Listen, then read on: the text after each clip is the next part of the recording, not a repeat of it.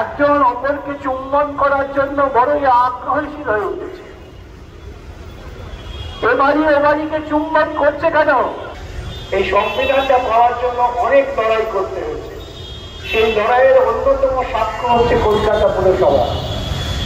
সেই কলকাতা পুরসভা থেকে আন্দোলন শুরু হয়েছিল পশ্চিমবঙ্গের ভারতবর্ষের নাগরিকদের, যে আমরা ব্রিটিশদের কাছে প্রমাণ করে দিতে পারি যে আমরাও শাসন করতে পারি। একটা রূপকথা করেছিলাম যে পুরো পোকা পুরো পাহাড় সরিয়েছিল। ও পুরো তুই কি করছিস সেখানে বসে যায় এই পাহাড় সরাবো। আস্তে আস্তে চলে পোকা পুরো পাহাড় সরাবে কি করে? কিন্তু সেই পুরো সেখানে বসে প্রতিদিন ওই পাহাড় সরাবার পরিকল্পনা করছে, গর্ত করে চলেছে।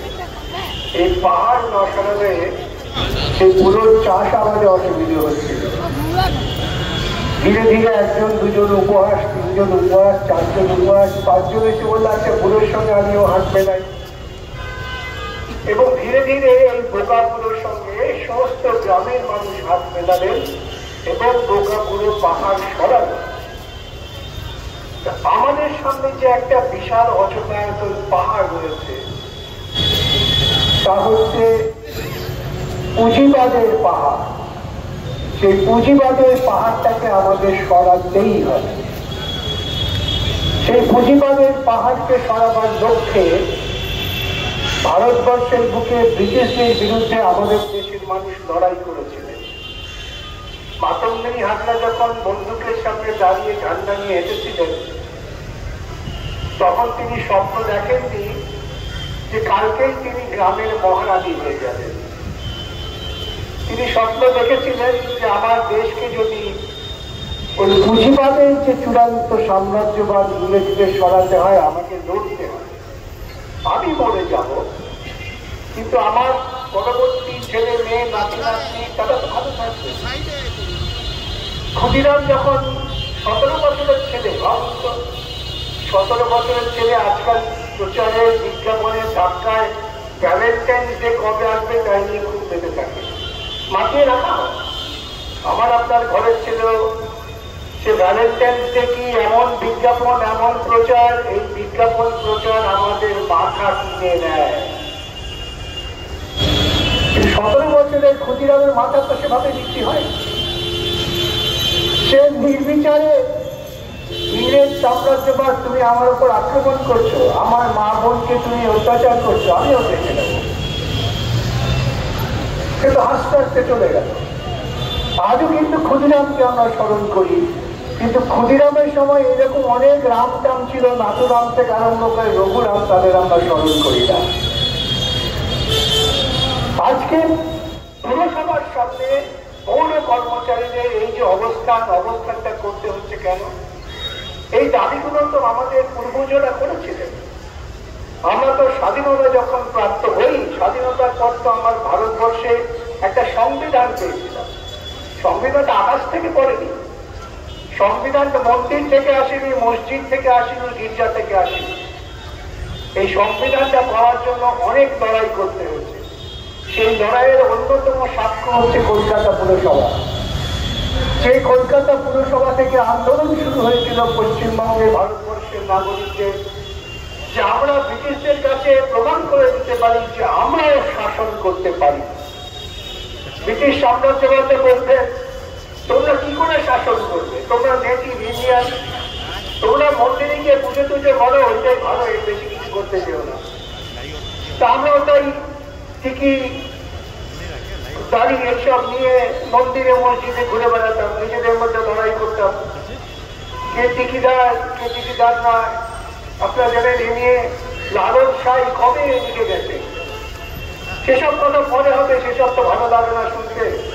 এখন যে লালন সাইয়ের গান বলতে দেখলে বামুন চিনি, বামনি চিনব কেন? কবে দেখেছেন সেই মানুষটা? গ্রামের মানুষ বলতে দিয়ে বামুন চিনি, বামনি চিনবে কেমনে? সুন্নত করলে হবে মুসলমান, নারীর ক্ষেত্রে কি সে বিধান? আর এই নারীরাই হচ্ছেন জন্মদাত্রী, সেখানে হিন্দু মুসলমান কোনো পার্থক্য নেই, জন্মের প্রক্রিয়াটা এক। তা আমরা যখন ব্রিটিশের বিরুদ্ধে লড়াই করলাম তখন আমরা যে সংবিধান পেলাম সেই সংবিধানে আমাদের 3টে মূল বক্তব্য ছিল। আজকে আমাদের বারে বারে এই কথাটা মনে রাখতে হবে। আমার সমবেতনের দাবি সংবিধান, আমার গ্র্যাচুইটির নিরাপত্তার দাবি সংবিধান, আমার পুরসভা 3য় স্তরের সরকার সংবিধান, ভারতবর্ষের সংবিধান যেটা আমাদের বাপ ঠাকুর দ্বারা অনেক লড়াই করে অর্জন করেছিলেন, তার মূল প্রতিপাদ্য বিষয় ছিল আমরা ভারতবর্ষের মানুষকে অর্থনৈতিক স্বাধীনতা, অর্থনৈতিক ন্যায় দেব, সামাজিক ন্যায় দেব, ইকোনমিক জাস্টিস, সোশ্যাল জাস্টিস। যারা লড়াই করে দিয়েছিলেন, যাদের আমরা মালা পড়াই, মালা পড়াই কেন? পুরসভার ভেতরে মালা পড়ানো হয়। স্কুলে স্কুলে 23শে জানুয়ারি পাঠিয়ে দিয়ে আমার ছেলে মেয়েটা সাজিয়ে স্কুলে যায়, একটা জিলিপি সিঙ্গারা খাইয়ে দেয়, স্কুল থেকে নেতাজির মালা পরিয়েছে। কে নেতাজি? কি করেছিলেন? কি তার ভূমিকা? নেতাজির ভূমিকা আর শিব মন্দিরে শিবের ভূমিকা কি? হ্যাঁ, সেখানেও মালা পড়ানো হয়, এখানেও মালা পড়ানো হয়। এইসবগুলো আমাদের উপলব্ধি করতে হয়। প্রতিদিন প্রতি মুহূর্তে পুরো বোকার মতো প্রতিদিন সে একটু করে মাটি সরিয়েছে পাওয়ার সরাবার জন্য। লড়াই করতে করতে আমরা ভারতবর্ষের বুকে পশ্চিমবঙ্গ নতুন দৃষ্টান্ত স্থাপন করি। পশ্চিমবঙ্গে একটা সরকার প্রতিষ্ঠিত হলো, আপনারাই ভোট দিয়ে প্রতিষ্ঠিত করেছেন। তারা বললেন আমরা সরকার উপর থেকে চালাবো না, সরকার চলবে নিচ থেকে। মাটির কাছে যে মানুষ আছেন সে মানুষের কথা শুনতে হবে। শুধুমাত্র একবার ভোটে গিয়ে যে মানুষ ভোট দেন তাকে মানুষের কথা শোনা যায় না। চালু হলো পঞ্চায়েত ব্যবস্থা, চালু হলো পুরসভা। যে পুরসভাগুলো মৃত ছিল, যে পুরসভাগুলো পাহারাদারদের, জমিদারদের, জমিদারদের, ধনী লোকেদের আড্ডার আখড়া ছিল, সেই পুরসভাগুলোকে নতুন করে প্রাণ দেওয়া হলো। কলকাতা পুরসভার জন্য আইন হলো, যে আইনে বলা হলো যে কলকাতা পুরসভা একটা স্বাধীন স্বায়ত্ত শাসিত সরকার। এই রাজ্য সরকারের সঙ্গে তার আইনি সম্পর্ক থাকলেও থাকতে পারে, কিন্তু এও একটা স্বাধীন স্বয়ং শাসিত সরকার। প্রত্যেকটা পুরসভাকে বলা হলো তোমরা ভোট দাও, এখানে মেয়রিং কাউন্সিল করো।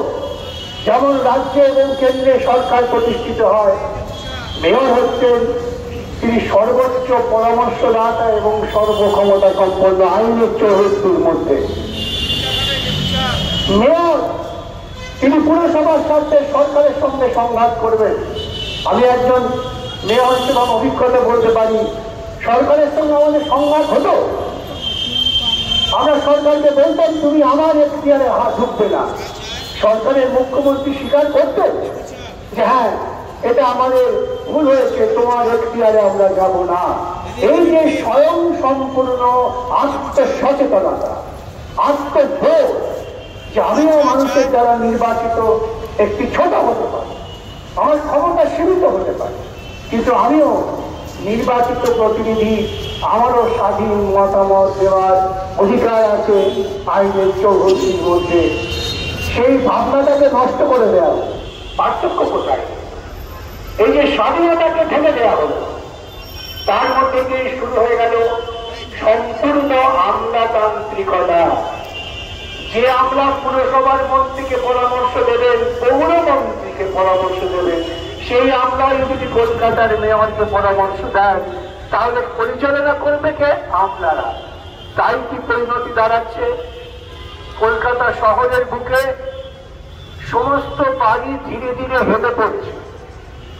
একজন অপরকে চুম্বন করার জন্য বড়ই আগ্রহশীল হয়ে উঠেছে। এ বাড়ি ও বাড়িকে চুম্বন করছে কেন? তার কারণ ওই 2005 থেকে 10 বামফ্রন্ট সরকার তারা আমাদের স্বাধীন ক্ষমতা দিয়েছিল, তাই চুম্বন করছে। স্বাধীন ক্ষমতা পেয়ে আমি আমার পৌর প্রতিষ্ঠানটাকে স্বাধীন করিনি, তাকে আমি সমর্পণ করেছি আমার নেত্রীর পদতলে, তাই চুম্বনের আকর্ষণ। শুধু কলকাতা নয়, কলকাতার পাশে সেদিনকে শহর করে উঠেছে। গার্ডেন নিচে যে বাড়ি হচ্ছিল ভেঙে পড়তো কেন? কেন হেলে পড়ছে তপসিয়ার বাড়ি? কেন হেলে পড়লো বাড়ি? বাঙালি থেকে মানুষ বলছেন এই বাড়ি তো চোখের সামনে আমরা দেখলাম গড়ে উঠলো, আমি যখন ছিলাম তখন তো ওই বাড়ি দেখিনি। প্রফেশনাল লোকেরা বলছেন, কি বলছেন তারা? সেখানকার মানুষ এসে কি অভিযোগ করেন আমার কাছে? হ্যাঁ, আমি বলছি দায়িত্ব নিয়ে আমার কাছে অভিযোগ করেন। তারা হয়তো ভাবেন যে এককালে যিনি মেয়র ছিলেন তিনি হয়তো কিছু করতে পারবেন। যদি পাশের বাড়ির লোক প্রতিবাদ করতে যায়, কাউন্সিলর দলবল তাকে টেনে হিসেবে বলে আমরা যা বলছি তাই হবে, বেশি বাড়াবাড়ি করো না, ঘরে থাকতে পারবে না। সম্প্রতিকালে যে মামলা আছে দুদলই, ওই ঘাসের মুখে চলে দুদল। একদল ঘাসে বেশি খেয়েছেন, একদল ঘাস কম খেয়েছেন। যে ঘাস কম খেয়েছে তাকে ঘর থেকে বার করে দিয়ে আছে, তার বউ বাচ্চা সহ। তাকে আইনের আশ্রয় দেওয়ার জন্য আমাদের লড়তে হয়। আর আপনাদের যে দাবি, আমি দীর্ঘ বক্তৃতা করছি, এই প্রত্যেকটা দাবি ভারতবর্ষের সংবিধান থেকে উদ্ভূত